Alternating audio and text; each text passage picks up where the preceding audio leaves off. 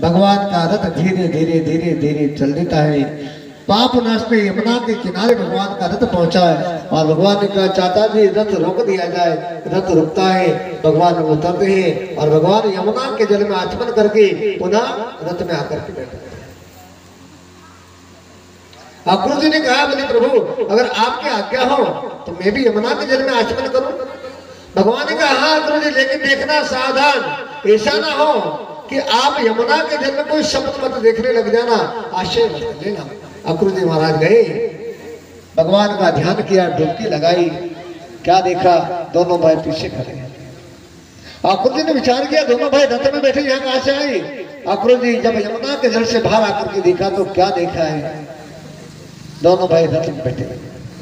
देखिए बहुत ही सुंदर, बेटी बचाओ और बेटी बचाओ जैसा जो बेटी बचाओ बेटी पढ़ाओ, ये उसी कार्य में लगे हुए हैं। और ये हमारा सबका सौभाग्य है जो यहाँ आकर के उन्होंने भी व्यास का पूजन किया। और हमारा भी एक लक्ष्य रहना चाहिए कि बेटी पर विशेष ध्यान देना चाहिए। बेटी ध्यान रखना, बेटा हमें बेटा भाग्य से प्राप्त होता है। किसे मिलता है बेटा? भाग्य से।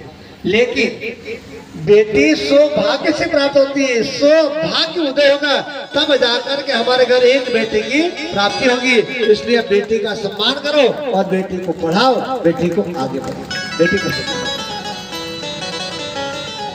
याद रखना बेटा, बेटा तो माल के लिए रोएगा। हो किसके लिए? माल। कितना माल है, कितना धन है, कितना खजाना है, कितनी बड़ी संपत्ति है और क्या क्या कमाया। बेटा कभी भी अपने पिता को नहीं रोएगा, बेटा माल को रोएगा। लेकिन बेटी, बेटी माल को नहीं रोएगी, बेटी अपने पिता की खाल को रोएगी। क्या मेरे पिता, चाहे कितना बड़ा कठोर पिता क्यों न हो, जब बेटी का विवाह करता है, बेटी को जब विदा करता है तो उसके आंख में आंसू आ जाते हैं।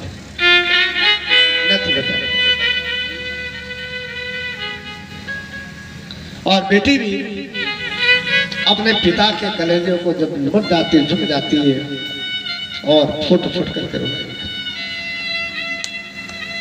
चाहे पिता कितना कठोर क्यों ना हो, इसलिए चाहे कुछ भी हो जाओ, हर चीज को भूल जाना, लेकिन कभी जीवन में माँ बाप को मत भूलना। क्योंकि जिसने भी माँ बाप का तिरस्कार कर दिया है, संसार में उसका ठिकाना नहीं मिलेगा। माँ बाप